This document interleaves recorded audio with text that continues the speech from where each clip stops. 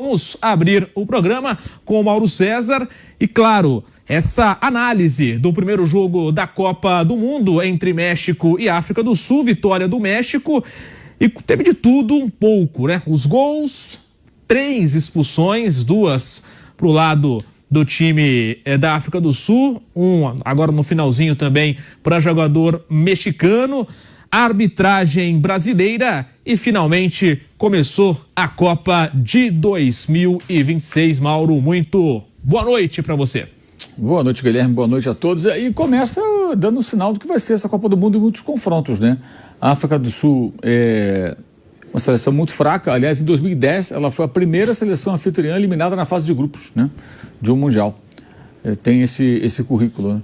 O Mundial em que foi anfitriã, acabou sendo eliminado precocemente.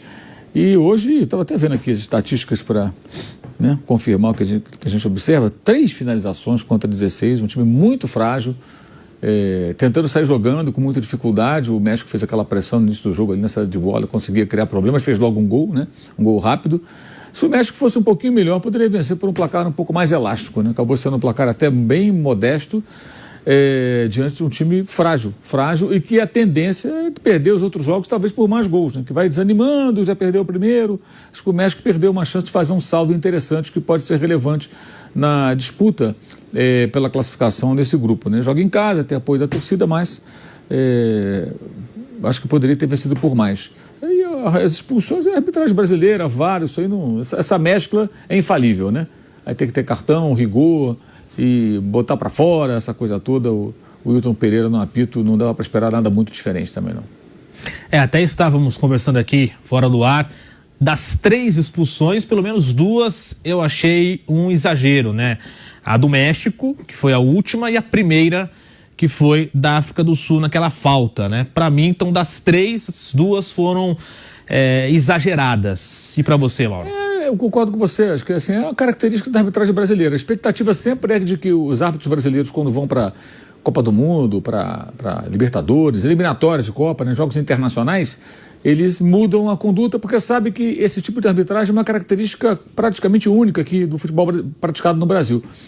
E não foi bem o que aconteceu. O Wilton bem rigoroso, com o VAR também muito inquieto, né? Então acabou expulsando 3 jogadores logo no primeiro jogo da Copa do Mundo, né? É possível que ele fique por um bom tempo como o jogo com o maior número de expulsos, né? Porque 3 expulsões num jogo não é uma coisa muito comum. Então é possível que isso se arraste durante vários jogos, dos intermináveis jogos que essa Copa terá, como um jogo com mais expulsões. É isso. Nós vamos falar bastante ainda, claro, da arbitragem do Wilton Pereira Sampaio, que vai para sua segunda Copa do Mundo, apitou em 2022, e também, claro, dessa estreia, o primeiro jogo da Copa entre México e África do Sul.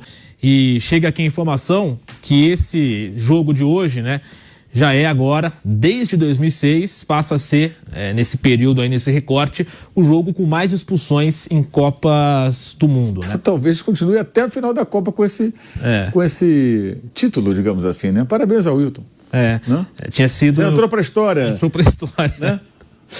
Tinha sido em Portugal e Holanda, 2006. Aquele jogo com quase 20 cartões, né, juntando os amarelos e tal, foi uma carnificina. Um jogo violento, exato. Um jogo violento de um contexto de um confronto eliminatório. Não, né? Boa noite a todos. Bom, eu diria então que o Wilton não já é persona não grata no Reino Unido, agora quem sabe no México e na África do Sul também, né? Antes de mais nada, diria que eu não faria nenhuma das 3 expulsões, eu teria dado. A gente comentou aqui no começo, né? O Mauro e eu concordamos que 2 foram exageradas, né? A primeira... Pelo menos. Pelo menos. Dá começo de conversa. Eu achei... Por que eu não faria... da agressão ali, né? Talvez... Não, mas ali é bem discutível, né? Eu daria um cartão amarelo, o cara foi tonto, então tudo bem.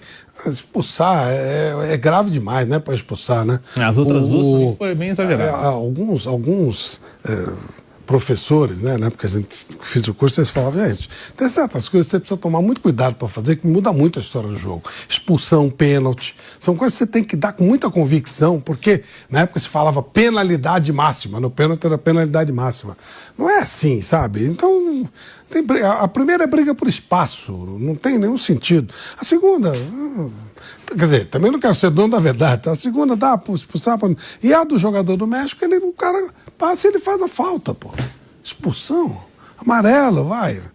Então, não daria nenhuma delas, não. Mas E aí o jogo caiu, né? Com a África não arriscando mais, o México também diminuiu o seu ritmo, né? E aí o Pipeno cita essa história de um time preguiçoso, né? Aí virou o time do Jaiminho, né? Ficou tocando bola e tal, já que nós estamos falando de Chaves. E o 2-0 acabou contando bem a história, o time da África errando muitos passes, o time começou muito tenso, depois deu uma assentada, né? Mas realmente, eu acho que não vimos o campeão do mundo hoje.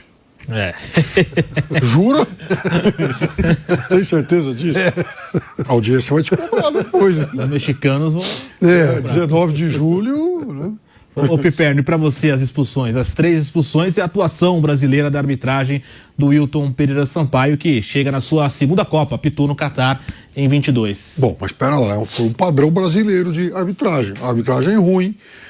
Nós já tivemos um árbitro, por exemplo, que apitou 3 Copas do Mundo.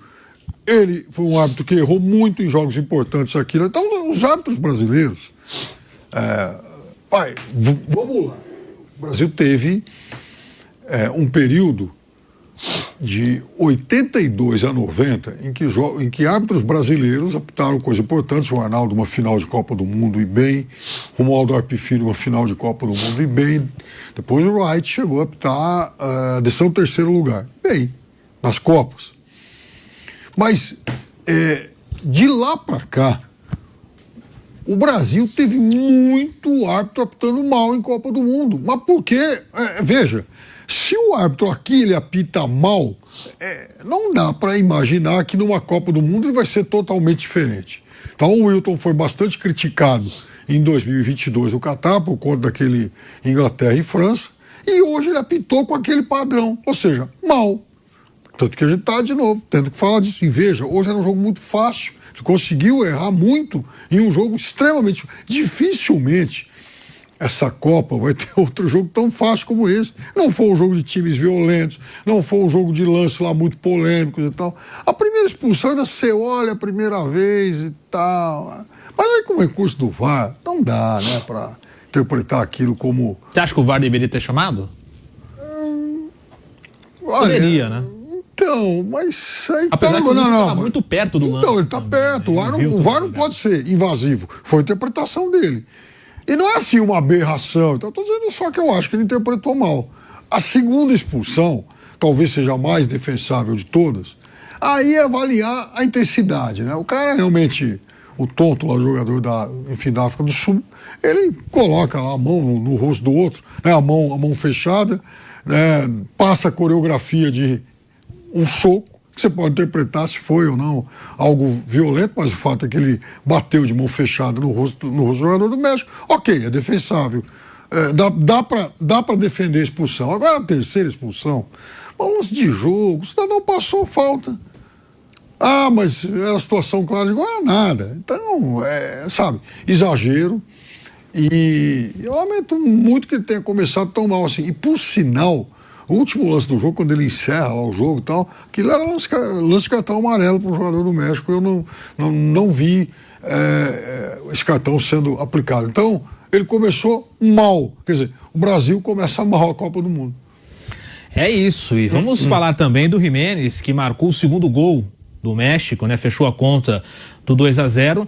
E é um jogador que, na história toda ali pela seleção mexicana, foi cobrado, né? É muito cobrado para ser mais protagonista, assumir mais responsabilidades na seleção mexicana. Ele tem 35 anos, já passou, né, por Benfica, por Atlético de Madrid, agora está no futebol inglês e agora na sua 4ª Copa do Mundo. E foi o primeiro gol dele em Copa, na sua 4ª, né? Passou na Copa de 14, depois 18, 22 e agora 2026.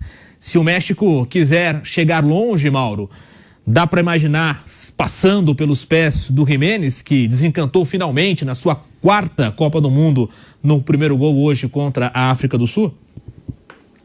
Ao mesmo tempo que a gente fala sobre isso, a gente fala que o mexicano perdeu a chance de fazer mais gols, né? Ele até se emocionou no gol ali e tal, né? É meio curioso isso, né? A pressão que esse cara tá vivendo, porque um jogador experiente, né? Teve a reação de um novato, né? Que se emociona. Tudo bem, jogo em casa, tudo isso tem um contexto, mas, enfim, a dificuldade acho que foi do time, né? O time não soube aproveitar. O gol cedo ali, você pensa, pô, esse time sul-africano quer sair jogando dessa maneira, com as dificuldades técnicas que tem, as carências, toma um gol do México, joga em casa tão cedo, vem uma sacola aí, não foi. O gol do próprio Giménez só faz de segundo tempo, né? Já o jogo caminhando para sua reta final. Então, acho que o México em si desperdiçou aí uma chance muito grande, né? Acho que quem deu a sua assinatura, de fato, desse jogo foi a arbitragem brasileira, né? Mostrou para o mundo, né? Aquilo que a gente atura, que há tanto tempo que são esses caras apitando jogo de futebol.